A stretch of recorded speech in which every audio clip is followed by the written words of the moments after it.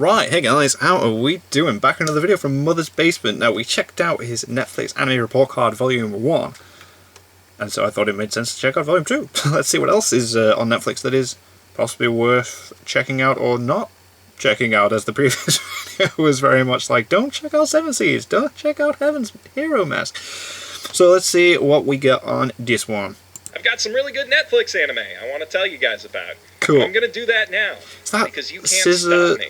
7. All you can do is sit There's back. a second season of that now, isn't there? As I or is there? mercilessly add sure. 1 to 3 new anime, depending on your tastes, to your endless plan to watch list. Is that and you know what else? Levius? I lied. I'm not even Carole sorry. Tuesday! I don't know where I'm I highly recommend Carole Tuesday to Netflix, anybody! Let's do this thing. First up is Carole and Tuesday, Oh my which God. is honestly like 90% of the reason I wanted to make this video. It's so good! I mean, I loved all of the other shows I'm talking about. They're very good anime, but Carole and Oh Tuesday my God. probably would have made my favorite anime of the decade list if I'd been able to finish and process it before I wrote In it. time. Unfortunately, this hotly anticipated original show from probably my favorite anime director, Cowboy Bebop creator Shinichiro Watanabe, and definitely my favorite anime studio, Bones, was locked up in Netflix jail when it started Yeah, they airing do on that, don't spring. they? The It's like, second part of it wait till was it's all only got a dub, just released and then we'll on release it all at the Christmas same Day, time. and I wasn't about to binge it because it's very clearly My girlfriend designed recommended for this to me, and I was just like, weekly I episodic don't know, and then I was watching it, I was like, to the point that the show's main characters had an Instagram page that updated weekly as a way of engaging with fans and rewarding them for keeping up with the show as it aired.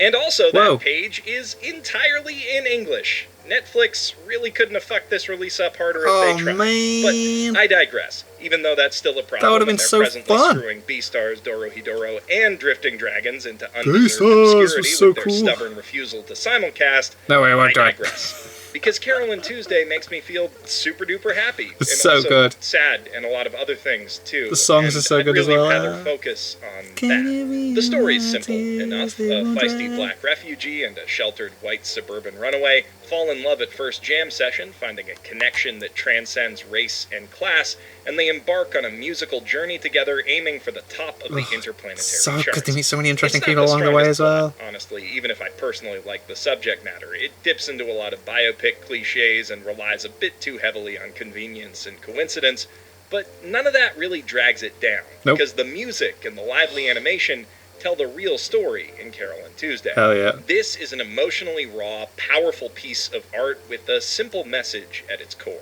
That life is best lived with a song in your heart and a skip in your step. That music, or at least music with passion behind it, is a universal mode of communication that can transcend language, cultural barriers, and digital noise to bring us all closer together.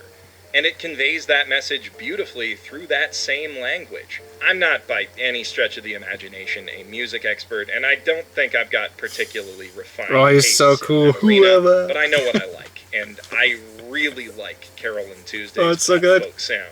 You can hear Nye Brix and Selena On pour their hearts and souls into every note as they play the part of the titular duo. Their loneliness, their love, their The voices, passion for music, everything. it all carries into you through the sound waves, and I think it's beautiful. It is. It's also kind of brilliant. Not only are the songs catchy and emotionally charged, they're written in simple, accessible English, the world's most widely learned second language, meaning, hopefully, that most of the show's international audience will at least be able to get the gist of them without subtitles, and maybe even sing along. That international accessibility So many really matters different because genres Carole and covered as Tuesday well. looks at the world from a much broader perspective than most anime do, and it touches on a lot of current issues in the process. Not always in the most tactful way. I can definitely understand why responses to its portrayal of trans and non-binary folk have been mixed, for example. Even if I personally think that the Mermaid Sisters are kind of awesome, sticking it to those stuffy Mars Brightest assholes with their impeccable a cappella expletives.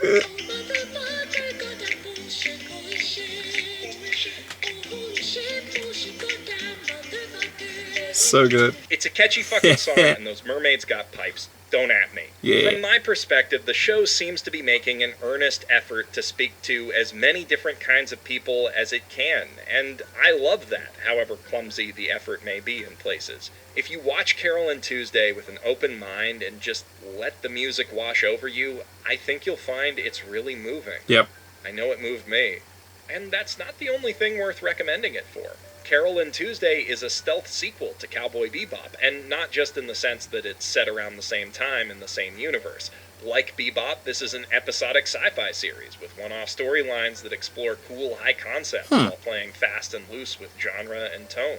In one episode, it's a raucous comedy about an AI scam artist. In another, a tense thriller about cyberstalkers. Yeah, the stalker The man show was is just at its like, most whoa. interesting, I think, when it's speculating about the ramifications that AI-assisted music production may have for the art form.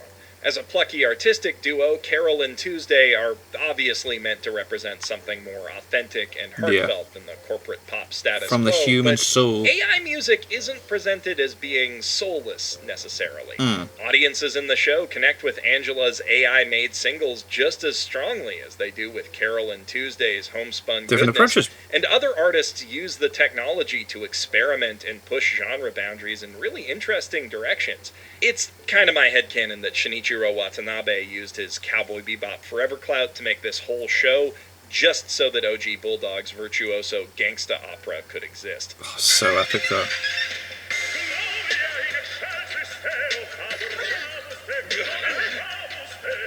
Jokes aside, it's obvious that Was out of nowhere, it was Watanabe just like, is very what? passionate about both science fiction and music, and it is fascinating to watch him use the genre to speculate about the future of music as a medium, even if that process does get a bit navel-gazy during the fun but poorly paced Mars Brightest arc.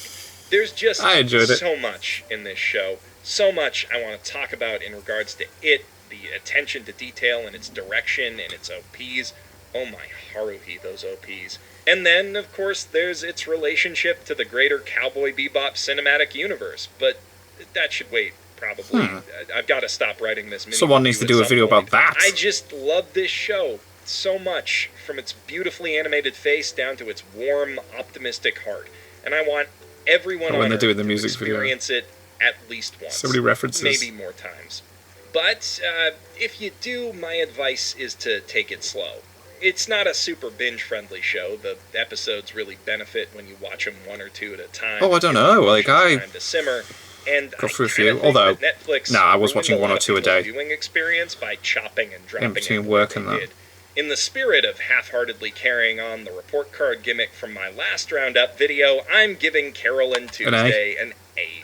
Nice. But Netflix gets a D for handing it in late and unfinished, and then emailing the other half of the assignment to me on Christmas Day. Come on, guys. God. It's just super inconsiderate. Don't do that. I've been a fan of steampunk for as long as I can remember, and due to my time in Taekwondo, I've likewise long Levius? found myself drawn toward anime about My combat girlfriend was watching sports, Levius. Kaji She no loved it. Ippo, Ooh, Megalobox, yeah, it's definitely and Levius if they're time showing ago, Megalobox in that year. classic Keijo. So it took all of 30 seconds for Levius, Polygon Pictures' new steam-powered cyborg boxing anime, to win me over completely. There's a lot. It's got an interesting story. Like, my girlfriend told me all about this. It's like, whoa. Cast with a Animation's a bit wonderful weird. family dynamic, You get used to it. top-notch CG animation that takes full advantage of the format's strengths, a driven, relatable protagonist, and a compelling lineup of rivals and villains for him to face off against. But for me, all of that takes a backseat to the show's world. We only ever see glimpses of the wider setting beyond Levius's gym and the boxing ring, but the parts that we do get to see are rendered in impressive detail. If you like technical animation, you're gonna dig this show. And those wider glimpses are often fascinating. In the world of Levius, there exists a miraculous substance called agartha water that, when mixed with Agartha human water. blood, produces a cloud of steam that the blood donor can direct at will, like an extension of their own body. This hypersteam has opened the door to a wide range of exciting technologies, My from God. vehicles to full-blown automata, and many of those inventions are used to fight for more of the precious resource. Levius was orphaned and crippled in the last resource war, when his Agartha-rich hometown of Greenbridge was turned into a smoking crater by the aggression and Attack on greed Titan of his esque. neighbors. But he was given a second chance at a normal life thanks to a prosthetic arm made of steam-filled synthetic muscles, and he found a new lease on that life through metal boxing, a Metal sport where boxing. prosthetic-equipped pugilists push both their bodies and the machines that help them move to their absolute limits. Levius's Oh, my uncle girlfriend and showed me that adopted fight. father, He's like, wait, Zax my God, I hit him. Manuel, is a former boxer himself of the regular flesh and blood variety, who had to quit the sport and ended up dodging the draft thanks to a complication in his left eye. He finds a connection with his new young charge through their shared love for the sport, and under his tutelage, with the help of Zach's buddy Bill Weinberg, a brilliant steam engineer, Levius quickly comes into his own as one of the most talented up-and-comers in the metal boxing circuit. It turns out the boy is something of a genius when it comes to both fighting and manipulating hypersteam. In every bout, he gets a feel for the other fighters' techniques and the inner workings of their minds, and then uses that knowledge to both improve his own fighting style and outmaneuver his opponents. He's reckless, driven to search for something he can only find in the ring, but his all-or-nothing attitude undeniably gets results for the undefeated rookie. Levius was damaged in the war, both physically and mentally. One of the show's recurring visual motifs is the image of his arm being burned away as it reaches out to touch his mother, a symbol of how the trauma of war severed his connection to other people. Through metal boxing, though, he finds a way to connect with others to metal boxing. He could have thought of like a more clever way of. Well, although Megalobox sounds stupid as well, I guess. Flesh and blood arm replaced with a prosthetic, even though that would help him fight better. One of the coolest things about metal boxing is that it tears down the gender divide in the real-world sport. Since every combatant is working with rigorously regulated hardware, differences in strength come down to disparity in engineering skill and resources, not genetics or build. Levius has 3 ostensible rivals in this series, and only one of them, the surprisingly charismatic heel boxer Hugo, is a man. Natalia, another plucky young genius and the fastest boxer ever to rise through the ranks until Levius came along, spends most of her time in our hero's corner, and she clearly has a thing for him, but she's also an immensely talented fighter who makes a great training partner. Fair enough, that's cool. And could give him a run for his money if she trained more instead of relying on her natural gifts. She also has hands down the best trash talk game in the entire cast. Both her dialogue and the expressive animations that accompany it are immensely charming. Yeah? She's basically Winry with the sass cranked up to 11, and I kind of love that. I kind of love her. And then there's AJ, the series' final boss, another orphan from Greenbridge who was kidnapped by the Amethyst Corporation, a shady mercenary outfit that had a hand in starting the war, and groomed by the company's eccentric boxing pervert leader, Dr. Clown, into a literal fighting machine. God, this show's silly when you talk about it. There's a lot of when you say it out loud, oh my god, what are we watching? What are we watching? That doesn't stop her from being an absolute monster in the ring. While she's got the edge in technology, her skill is also undeniable, and it's clear from the get-go that Levius will need to give his all and even cheat a little just to have a chance at defeating her. Their bout takes up the bulk of the show's last 3 episodes when most of the other fights are done in one, and it's an absolute roller coaster ride from start to finish. It's not perfect representation. AJ is basically framed as being a damsel in distress with no real agency of her own in the story, but at the same time, it is refreshing to see a combat sports anime put men and women on equal footing in the ring. Yeah, that's cool. Polygon Pictures' trademark CGI style makes the fighting in Levius feel fluid. The boxing choreography is intricate, and the way it's animated is brutal and believable. While I know it would be possible to make a show like this with traditional means, Levius really benefits from the dynamism of 3D animation, and at the same time, Polygon has clearly been taking notes from Land of the Lustrous to make its non-combat scenes and other things that CGI doesn't do so well feel less stiff and robotic than their previous outings. Between this and Beastars, whenever Netflix finally lets it out, it's clear that we're entering a new and exciting era for 3D anime. And if you want to see what that's going to look like for yourself, or you just want to lose yourself in its steampunk world for a bit, I highly recommend giving Levius a watch. I'm giving this series a solid A-.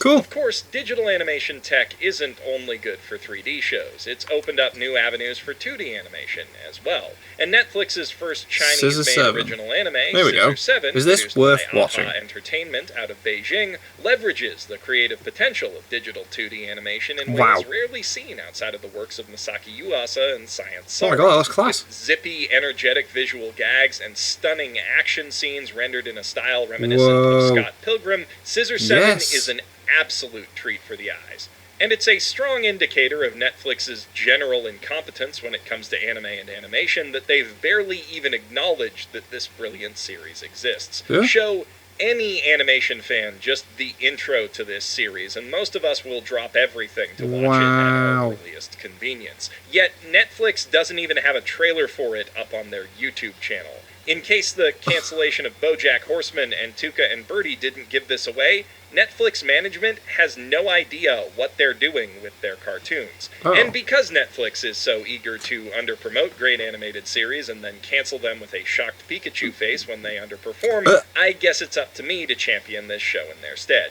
You should watch Scissor 7, and then tell all of your friends to watch Scissor 7 boss. too. It deserves your eyeballs, and your eyeballs deserve it. But what's the series about? What makes it so good? Isn't he like some hairdresser dude That's a valid that has lost his memory? I mean, I think the footage I've been showing so far makes a pretty strong case on its own, but there's more to this series What's the than story? just stupid, gorgeous visuals. It's a raunchy, surreal, anarchic, dark comedy about a teenage amnesiac with psychic scissor powers named Seven, who becomes an assassin as part of a charismatic grifter bird's get-rich-quick scheme. Badass. We'd be so rich. A job that it turns out he's ridiculously bad at. That's not all his fault, mind you. On the nondescript Chinese island he calls home, it seems like everyone and their grandma, and their dog for that matter, quite literally, is keeping some crazy martial arts skill or supreme magic power under their sleeve. Whoa. But also, underneath all of Seven's unconvincing macho posturing, he's kind of just a nice kid at heart who doesn't have it in him to murder people. Right. When it comes down to it, just let his targets die in front of him and then take the credit for it. Still, he doesn't let that stop him from acting like a scumbag and giving his all to the rest of the job.